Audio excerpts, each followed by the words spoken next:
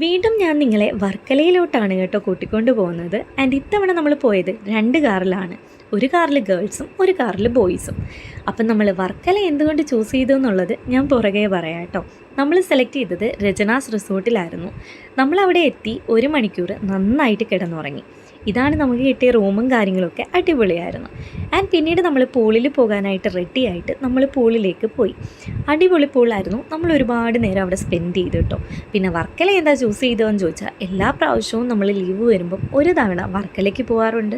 കാരണം അവിടുത്തെ വൈബ് തന്നെയാണ്. ക്ലിഫും കാര്യങ്ങളും ഒക്കെ അടിപൊളി ഒരു സെറ്റ് വൈബാണല്ലോ. നൈറ്റ് പ്രത്യേകിച്ച് പറയണ്ട, ക്ലിഫിലൂടെ നടക്കാൻ ആ ബീച്ചിൻ്റെ കാറ്റും കാര്യങ്ങളും ഒക്കെ കൊണ്ട് അങ്ങോട്ടും ഇങ്ങോട്ടും നടക്കാൻ തന്നെ ഒരു പ്രത്യേക രസമല്ലേ. ആൻഡ് ഒരുപാട് കടകളും കാര്യങ്ങളും ഉണ്ട്. നമുക്ക് കൂടുതലായിട്ടൊന്നും പർച്ചേസ് ചെയ്യാൻ പറ്റത്തില്ല, കാരണം അമ്മാതിരി വിലയാണല്ലോ അവിടെ. ഫുഡിൻ്റെ കാര്യം ഞാൻ എടുത്ത് പറയേണ്ട കാര്യമില്ലല്ലോ. നമ്മൾ നോർമൽ കഴിക്കുന്നതിൻ്റെ ഇരട്ടി പൈസയാണ് അവിടെ ഫുഡിന് നമ്മൾ സ്പെൻഡ് ചെയ്യുന്നത്. ആൻഡ് എൻ്റെ ഹസ്ബൻഡ് ഇവിടെ നിന്ന് ലോബ്സ്റ്ററിൻ്റെ വില ചോദിക്കുന്നതാണ് നിങ്ങളിവിടെ കണ്ടുകൊണ്ടിരിക്കുന്നത്. 1800 രൂപയാണ് ലോബ്സ്റ്ററിൻ്റെ റേറ്റ് പറഞ്ഞത്. പിന്നീട് ദേ അവിടെ ഒരുപാട് ക്യൂട്ട് ഐറ്റംസ് ഉണ്ട്. അതിനും ഭയങ്കര റേറ്റാണ്. നമ്മൾ ഓൺലൈനിലൊക്കെ കയറി നോക്കിക്കഴിഞ്ഞാൽ അതിൻ്റെ ഇരട്ടി റേറ്റാണ് അവരവിടെ പറയുന്നത്. അതുകൊണ്ട് നമ്മൾ പ്രത്യേകിച്ചൊന്നും അങ്ങനെ വാങ്ങാനൊന്നും നിന്നില്ല കേട്ടോ.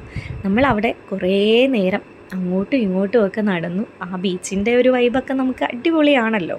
ബീച്ച് പണ്ടേ എനിക്കിഷ്ടമായതുകൊണ്ട് വർക്കല എനിക്ക് വല്ലാത്തൊരു ഇഷ്ടമാണ് കേട്ടോ.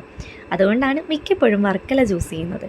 ആൻഡ് നമ്മളെല്ലാം കഴിഞ്ഞിട്ട് നേരെ ഫുഡ് കഴിക്കാനാണ് കേട്ടോ പോയത്. ഞാൻ നൂഡിൽസാണ് കേട്ടോ ഓർഡർ ചെയ്ത് കഴിച്ചിട്ടുണ്ടായിരുന്നത്. ഓരോരുത്തരും അങ്ങനെ പല വെറൈറ്റീസും കഴിച്ചിട്ട് നമ്മൾ നേരെ റൂമിലോട്ട് പോയി ഉറങ്ങി. ഇനി നാളെ നമ്മൾ ബീച്ചിൽ പോകുന്ന വീഡിയോ ഞാൻ പുറകെ ഇടാം കേട്ടോ. അപ്പോൾ എൻ്റെ ചാനൽ ആദ്യമായിട്ട് കാണുന്നവർ സബ്സ്ക്രൈബ് ചെയ്യാൻ മറക്കരുതേ. ബൈ.